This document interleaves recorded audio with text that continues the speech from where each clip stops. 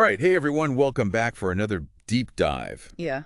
Today we're going to be taking a look at this really interesting review we found for a Bollywood film called I Wanna Talk. And what's really fascinating is that this film seems to have totally blown away Really? critics, even though it totally bombed at the box office. Oh, wow. So we're going to try to unpack that. Yeah. What makes this movie so special to critics? And, is it actually something that's worth watching? Yeah. Is this a hidden gem or what? Interesting. So let's dive in. So right off the bat, this review kind of throws us into the deep end. Yeah. It talks about how this film tackles some really heavy stuff. Yeah. It's about a cancer survivor trying to rebuild his life and his relationship with his daughter. That's some serious subject matter.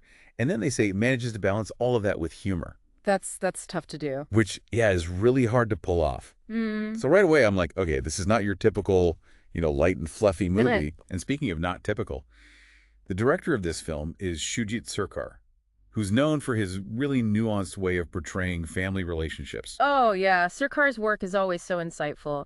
He has a way of capturing those unspoken dynamics within families. The things that are felt but not necessarily said. Right. Like that tension between what you say and what you actually mean. Exactly. And the review mentions this really poignant scene where the main character, Arjun, is trying to reconnect with his daughter, and they end up having this water gun fight. Oh, I love those. But underneath that playful surface, there's this whole undercurrent of unspoken emotions. You can just sense that they're both trying to find their way back to each other. Oh, that's so powerful. And it makes you wonder, what kind of actors can pull off that kind of subtlety? Well, in this case, we've got Abhishek Bachchan in the lead role. Okay. And then alongside him is Ahilya Bamru, who often plays these characters that have this real sense of gravitas, they've been through a lot. Oh, yeah, they have a story to tell just in their eyes. Right.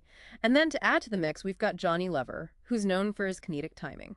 Okay, so that's a very interesting combo. It is. It's like they're setting up these contrasting ways of dealing with hardship, Some people become more serious and introspective, while others find humor as a coping mechanism. It's like they're mirroring the different ways we all deal with tough times in our own lives. Exactly. And the review says that the dynamic really adds another layer of depth to the whole film. Now, I've got to ask, with all this depth and complexity, is this a super serious downer film? Well, from the sounds of it, they also talk about the film's score, composed by Tabachak. Oh, I love a good film score. Ah. Especially if it really adds to the whole mood and atmosphere. And they say his music is incredibly soulful, especially these two tracks, Dil Gabre and Manzil Ki Or. Interesting. So what makes the music so special? Well, the reviewer says that Chak keeps the instrumentation really stripped back. It's mostly just acoustic guitar and vocals, which creates this really raw and intimate feeling. Oh, I get that. It's like you can really feel the emotion in each note. Yeah.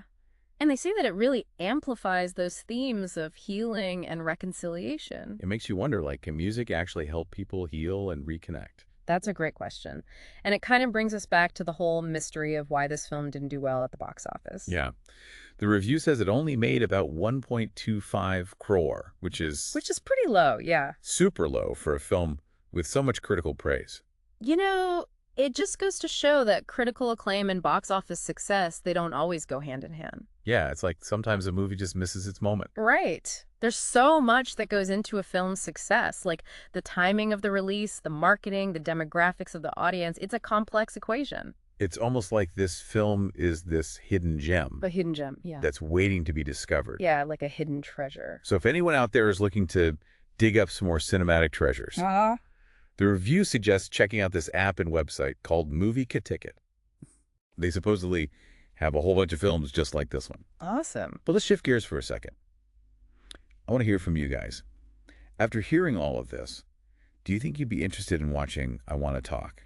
Yeah, I think this deep dive really gets at the heart of what we value in films. Do we want to just follow the hype and the box office numbers, or do we want something that's going to stay with us long after the credits roll? It's almost like, do we want entertainment or do we want an experience? I like that. An experience. So we'd love to hear your thoughts on this. Hit us up with your opinions, questions, whatever's on your mind. And until next time, happy watching. See you next time.